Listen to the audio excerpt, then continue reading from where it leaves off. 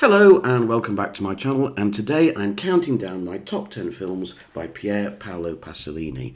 Now this is a kind of epilogue to my retrospective, the complete retrospective of Pasolini's films that I've been doing all year. So I'm not going to do my usual introduction and everything because I've been talking about Pasolini for quite a long time on this channel. I'll leave you a link to my first part of the retrospective below. So this is just a little bit of fun to round up the series, ranking the films. One thing I will say, though, about Pasolini, watching his films in order for the first time was a revelation. Not just because I fell in love with his films all over again, I think he's one of the greatest directors ever, but also because I realised that his films are not the same. You know, when you see films patchwork from a director, they just go together in one homogenous group, don't they? But watching them in order, I realised that Pasolini changes. Right, and he was very conscious of this change. And he starts out as a very optimistic filmmaker. He's influenced by Italian neorealism, but he's making quite tough films about people in poverty, you know, on the breadline. But there's an optimism, there's a sort of dynamism there, an urgency, a belief in their ability to break through and transcend where they are. And at some point, Pasolini loses that optimism. He actually spoke about this in an interview very movingly. He said when he first made films, he made films for a wide audience. They're what we might call art films, but they were made for a larger audience, at speaking to them about their situation. And somewhere in the 60s, Pasolini lost his faith. Interesting to talk about someone who didn't have faith, but he lost his faith. And he became quite cynical. And in this interview, he talks about how he started just making films for people like himself, intellectuals and thinkers and aesthetes, talking on their level.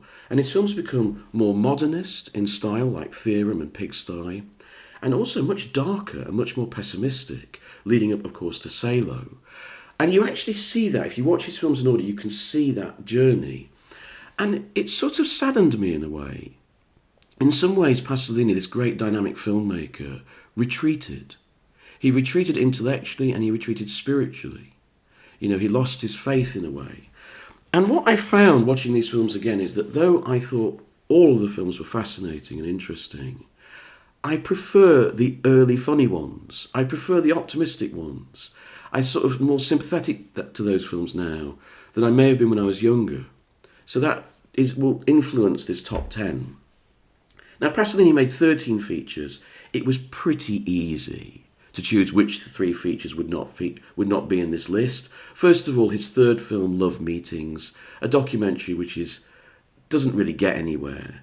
I mean, it was dated for its time, I think, as he goes around Italy interviewing people about their love lives and what they think about men and women and so on. It's a bit dull. And then the first 2 parts of his trilogy of life, the Decameron and the Canterbury Tales. The Canterbury Tales being, I think, his weakest sort of fiction film. I liked those films when I was younger. I liked the trilogy of life. I liked its boisterousness, its bumptiousness, its bawdery. I liked it as an antidote to some of the soporific, you know, pompous boredom of some of the leftist-leaning cinema of that time.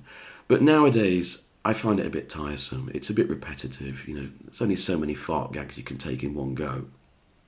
So it was quite easy to dismiss those 3. So the 10 films that are left, I love them equally. So this ranking is quite arbitrary. It's just a bit of fun. In 10th place, I put Medea with Maria Callas. You know what, right? With my critic's hat on, I would say that this is the biggest retreat of Pasolini's career. He sort of just he goes back to the sort of never mythical world he created in Oedipus Rex and indulges himself, really. And the ending is a complete howl of despair. It's a completely pessimistic sort of shrug of the shoulders at the world.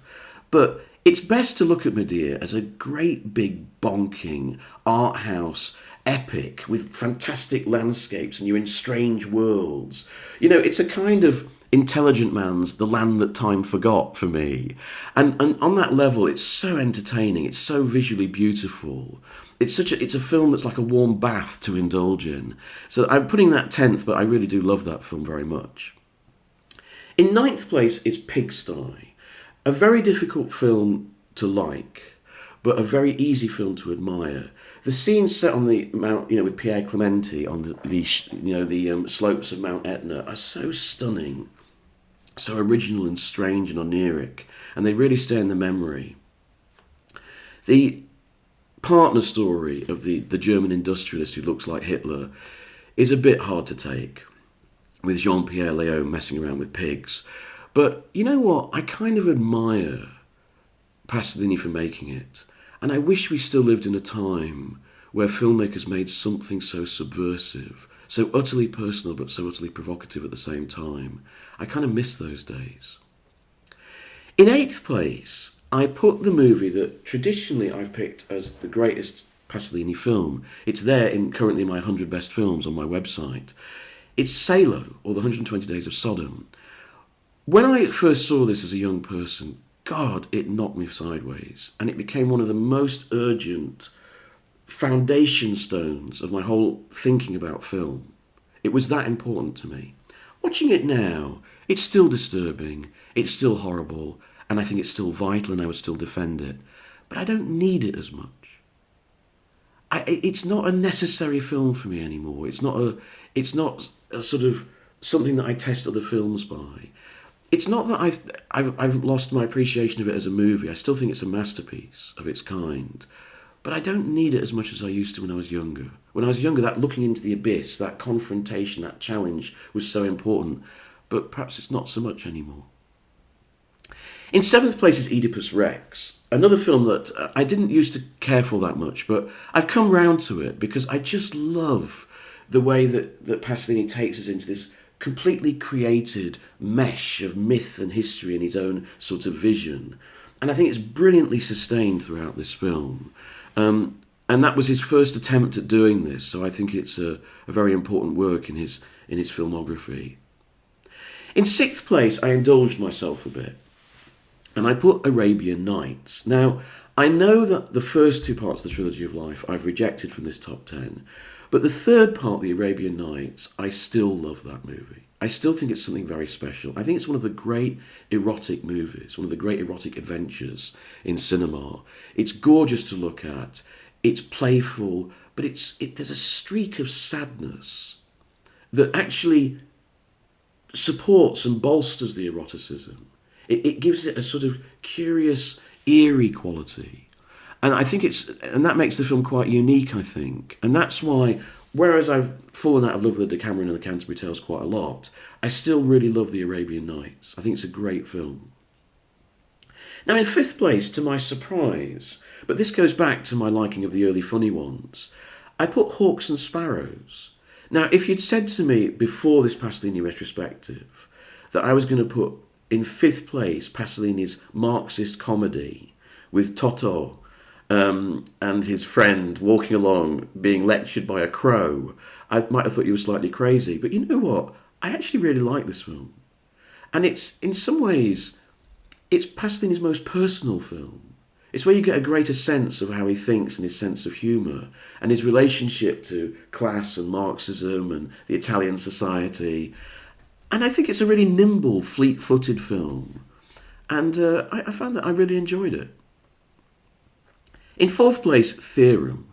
Like Oedipus Rex, when I was younger, I had my issues with this film. But watching it this time around, it's a copper-bottom masterpiece, 5 stars.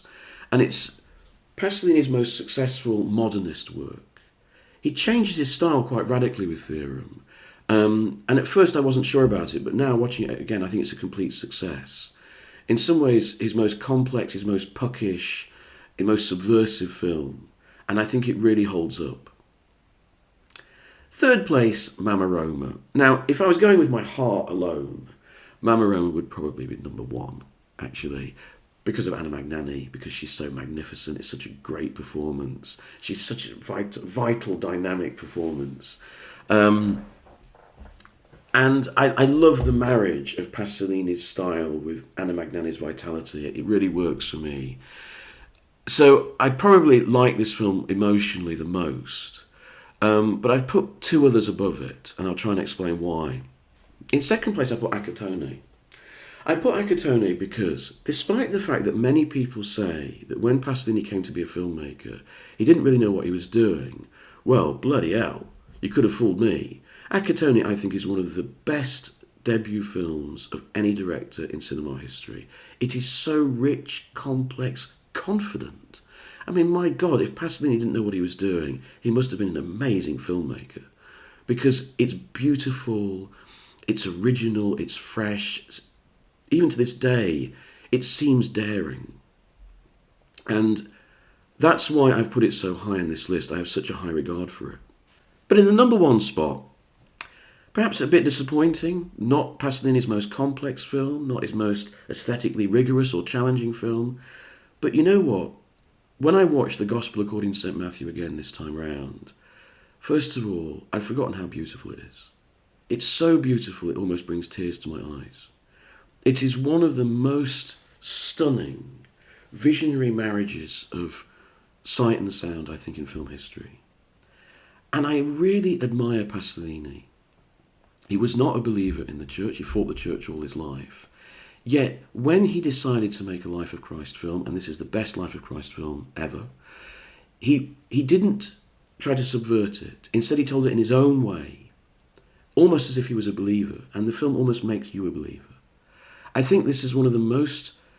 It's a striking film because it's a very spiritually powerful film, while at the same time recasting Jesus really as a rebel, as a subversive, as a political activist. And it's wholly successful in both of those things at the same time. And that is an incredible achievement, I think, while at the same time being extraordinarily beautiful. Every scene stays in the memory, the visions, the use of music, that Congolese mass, especially in that fantastic scene when, John the Baptist and Jesus at the baptismal spring. That scene is incredible. It just lifts you off your seat. And I suppose as I've got older, that's the cinema I want. I want cinema to replenish me. When I was younger, I wanted it to challenge me, I suppose, in the form of Salo or Pigsty. But now, I celebrate and I respect that incredible, overwhelming, powerful and passion that the Gospel According to St. Matthew gives me. So that's my top 10 Pasolini.